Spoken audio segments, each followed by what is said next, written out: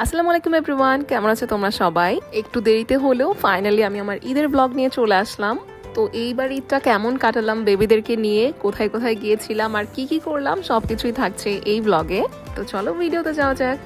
তো ঈদের দিনের প্রিপারেশনস আমি সাধারণত ঈদের আগের দিন থেকেই শুরু করি। দেখা যায় বেশ কিছু রান্না একটু গুছিয়ে রাখলে পরদিন খুবই ইজি হয়ে যায়, আর চাঁদ রাত অথবা ঈদের দিনটা একটু রিল্যাক্সেই কাটানো যায়। তো সারাদিন তো এইসবের ব্যস্ততা ছিল, আর রাতের বেলায় হাজব্যান্ড আর বাচ্চা সহ সবাই মিলে বের হব। তো সেই জন্য আমি এই ড্রেসটা রেখেছিলাম, খুবই সুন্দর লেগেছিল এই ড্রেসটা। আসলে এবার ঈদের নেওয়া, এইবার ঈদে যেহেতু প্রচণ্ড গরম ছিল, প্লাস খুব বেশি হেভি ওয়ার্ক করা ভারী জামা এবার আমার একদমই নিতে ইচ্ছা করছিল না। তো যেই সব ড্রেসে নিয়েছি সবই আমি একটু কটনের মধ্যে অথবা আমার পরা হবে এই টাইপের ড্রেস নিয়েছিলাম।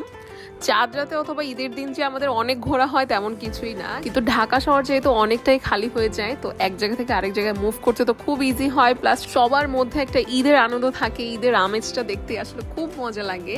বিশেষ করে প্রত্যেকবারই আমরা বেইলি রোডে তো একবার ঢু মারবই। আশেপাশে এত মানুষ দেখে জারিফ তো একদম নর্মাল ছিল, কিন্তু জিদান চোখ বড় বড় করে একদম দেখছিল। তারপর এখান থেকে একটু চা আর চটপটি খেয়ে নিলাম, তারপর আবার একটু অন্যদিকে যাচ্ছিলাম। আর লাস্ট মোমেন্টে কিছু শপিংও ছিল, সেগুলো আমার হাজবেন্ড করে ফেললো। তো চাঁদ রাতটা তো মোটামুটি এভাবেই কেটে গেল। তারপর দিন সকালে আবার শুরু হয়ে গেল রান্না বান্না। কিন্তু ঈদের দিনের রান্নাটা খুব আরাম করে করতে পেরেছিলাম, কারণ আমার দুইটা বেবি একদম ঘুমিয়েছিল, আমার একদম রান্না শেষ হয়ে গিয়েছে, তারপরে ওরা গিয়ে উঠেছিল। আর ঈদের দিন সকালে দুধ সেমাই আর লাচ্ছা সেমাই না খেলে কি হয় বলো? তারপর ভাবলাম যে আচ্ছা, আমার তো রান্না সব শেষ হয়ে গিয়েছে, আমার কাছে কিছু অর্গ্যানিক মেহেদি ছিল আর মেহেদি স্টিকারও ছিল র্যান্ডমলি।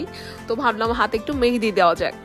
খুবই বাঁকা তেরা করে জারিফার জিদানের প্যারা সহ্য করে একটু মেহেদি দিয়ে দিলাম। কিন্তু জিদানকে নিয়ে আসলে মেহেদি দিয়ে খুব বেশি সুবিধা করা যাচ্ছিল না। তো আমি কি করলাম, আমি আমার হেয়ার ড্রায়ার যেটা ছিল সেটা দিয়ে কোনো রকমে তাড়াতাড়ি করে মেহেদিটা শুকিয়ে ফেলেছিলাম।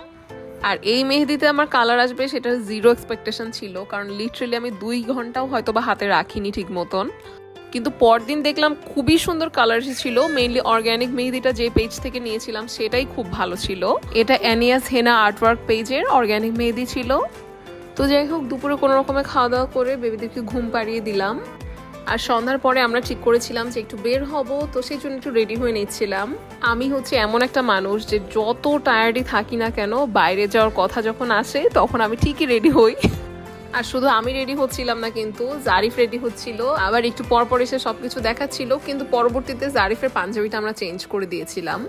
বাই দ্য ওয়ে, আমার এই মেকআপ লুকটার ভিডিও কিন্তু আমার ফেসবুক পেজে অলরেডি আপলোড দিয়ে দিয়েছি, তো তোমরা সেটা দেখতে পারো। আর মাশাআল্লাহ সবাই একসাথে রেডি হয়ে ভাবলাম একসাথে একটু ছবি তুলে নেই। আজকে জিদান ম্যাচ করছিল বাবার সাথে আর জারিফ ম্যাচ করছিল আমার সাথে।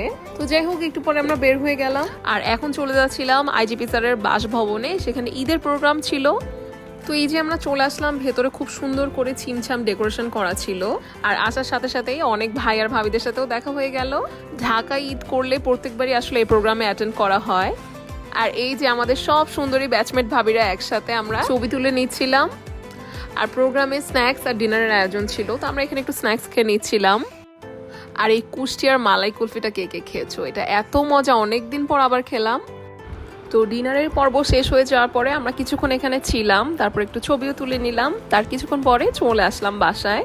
তো পরদিন দুপুরে আমার আম্মুর বাসায় ঈদের দাওয়াত ছিল। তো আমি পরেছিলাম এই ড্রেসটা, আর জারিফ, জিদান আর ওদের বাবার জন্য আমরা সেম কালারের ড্রেস নিয়েছিলাম একসাথে। আর এই যে আমার আম্মুর বাসায় চলে আসলাম, আম্মু তো অনেক রকমের খাবারের আয়োজন এখানে করে রেখেছিল। পোলাও মাংসের সাথে সাথে ভাতেরও একটু আইটেম ছিল, কারণ দেখা যায় যে ঈদের দিন অনেক বেশি আসলে পোলাও খাওয়া হয়। আর ডেজার্টে ফালুদা, লাচ্ছা সেমাই, দুধ সেমাই, দই আর সাথে এবার জর্দা সেমাই আম্মু করেছিল।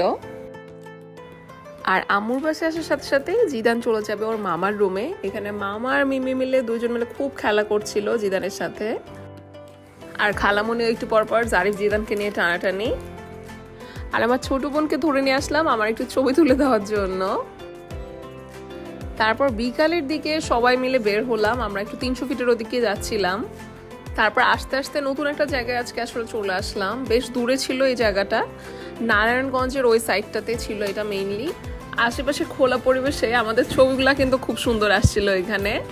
তো এখানে একটু চা, আইসক্রিম এগুলা খেলাম আর আমাদের আড্ডা চলছিল।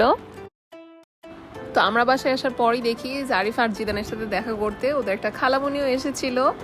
আর সেই দিন রাত 12টার সময় আমার ভাবির বার্থডেও ছিল, তো ভাইয়া আবার লুকিয়ে কেকও এনেছিল। তো 12টার সময় আমরা সবাই মিলে সারপ্রাইজ দিলাম ভাবিকে। আর জারিফ দেখো রাত 12টার সময় সে ঘুমে পড়ে যাচ্ছিল, কারণ সারা দিন ও লাফালাফি ঝাপাঝাপি করেছিল। তবুও মিম্মির বার্থডে বলে কথা, আর কেক কাটা হবে, সেখানে জারিফ না থাকলে হয় বলো। ওর মাথায় এখানে টুপি দেওয়া হয়েছে, তাও কিন্তু ও এটা বুঝছিল যে এটা ওর বার্থডে না, ওর মিমির বার্থডে। তো ভাবির বার্থডে দিয়েই আমাদের কিন্তু এইবারের ঈদটা খুব সুন্দরভাবে শেষ হলো। তো আমার ঈদের ব্লগটা কেমন লাগলো সেটা কিন্তু অবশ্যই কমেন্ট করে জানিও। আর আজকের মতো এ পর্যন্তই, আল্লাহ হাফেজ।